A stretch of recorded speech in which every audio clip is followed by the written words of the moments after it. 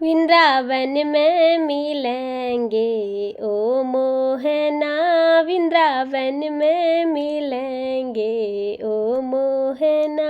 तुम चंदन बनो हमें पानी बने, तुम चंदन बनो हमें पानी बने, माथे से मिलेंगे ओ मोहना, माथे से मिलेंगे ओ मोहना।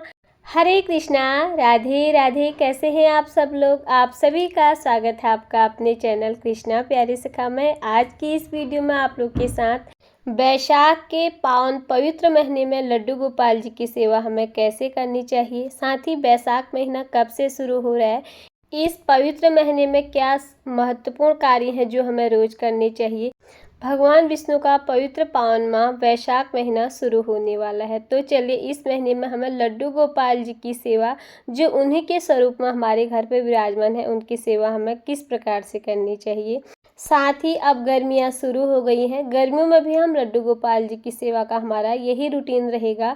जो हम स्नान वाला उनका जल है उसमें थोड़ा सा गुलाब जल डालना, आप चंदन घोल कर अभिषेक करा सकते हैं उनका। और ख़ास पर्व त्योहारों पर जैसे पूर्णिमा, एकादशी और संक्रांति, इन चीज़ों पर हम लड्डू गोपाल जी को पंचामृत से अभिषेक करा सकते हैं। आज हम तुलसी की मंजीरी जो होती है, वो जो उनका स्नान वाला जल है उसमें तुलसी मंजीरी डालकर सबसे पहले उससे अभिषेक कराएंगे। उसके बाद आप चंदन का लेप लगाकर ठाकुर जी को स्नान करा सकते हैं। अष्टगंध चंदन घोलकर जल में उससे अभिषेक करा सकते हैं। और जो गोपी चंदन होता है वो भी अपने हाथों में इस तरह से लगाकर आप ठाकुर जी के पूरे शरीर में इसको मल कर या पूरे शरीर में इसका लेप लगाकर इस तरह से स्नान करा सकते हैं।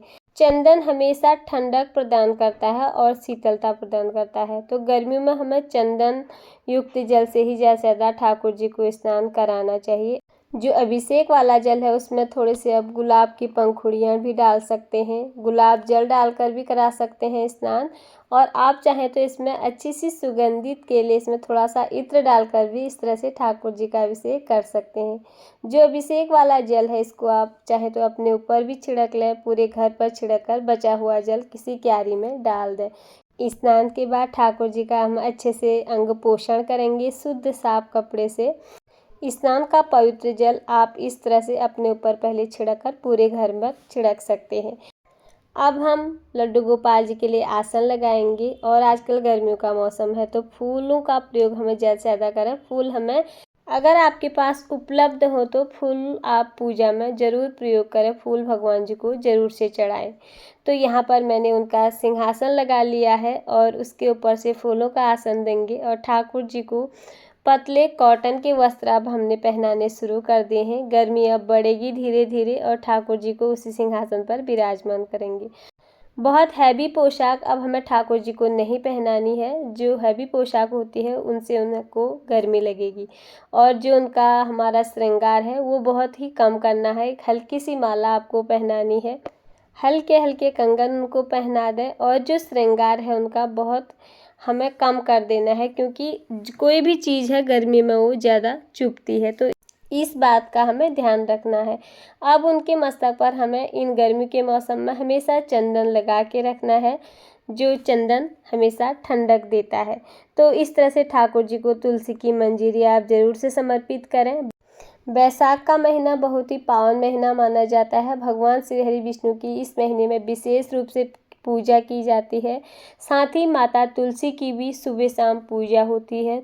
तुलसी माता की रोज़ परिक्रमा लगाना और उन पर जल चढ़ाना ये बैसाख के महीने में नित्य प्रतिदिन किया जाता है। जो भी पुष्प आपके पास है वो समर्पित करें।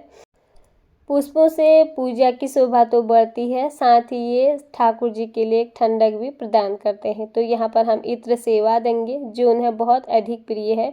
इत्र सेवा आप जरूर से दें गर्मियों के मौसम में। साथ ही उनके पास अगर आपके घर पे लड्डू गोपाल जी हैं, उनके पास गौ माता आपने रखी है तो गौ माता को भी हमेशा उनके साथ में आप विराजमान करें।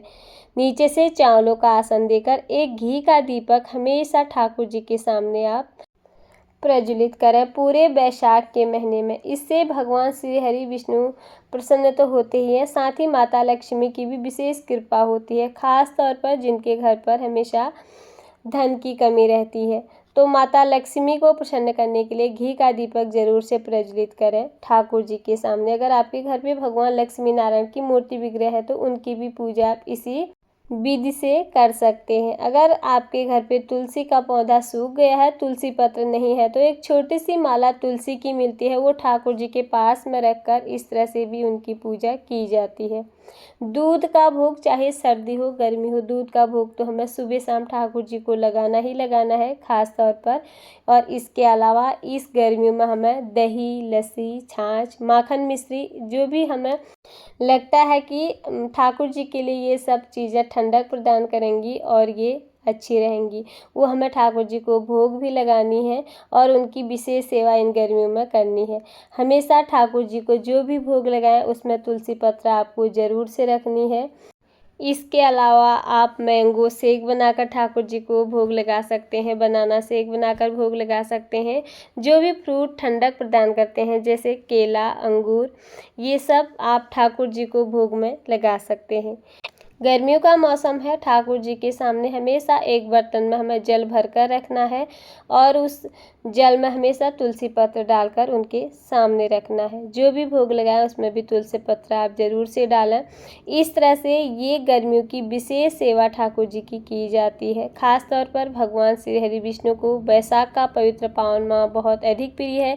इस महीने में स्नान का भी बहुत अधिक महत्व है, माता तुलसी की पूजा का अधिक महत्व है और साथ ही घर में सुबह शाम भगवान लक्ष्मी नारायण की पूजा विशेष रूप से की जाती है।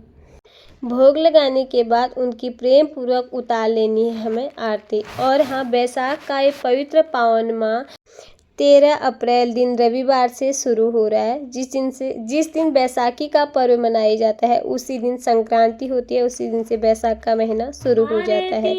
इस पवित्र पावन माह पर हमें लड्डू गोपाल जी की सेवा कैसे करनी है यही मैंने आज आप लोग के साथ वीडियो में शेयर किया।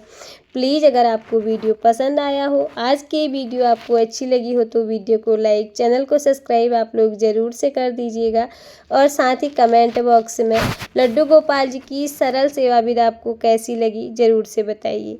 हरे कृष्णा, राधे राधे।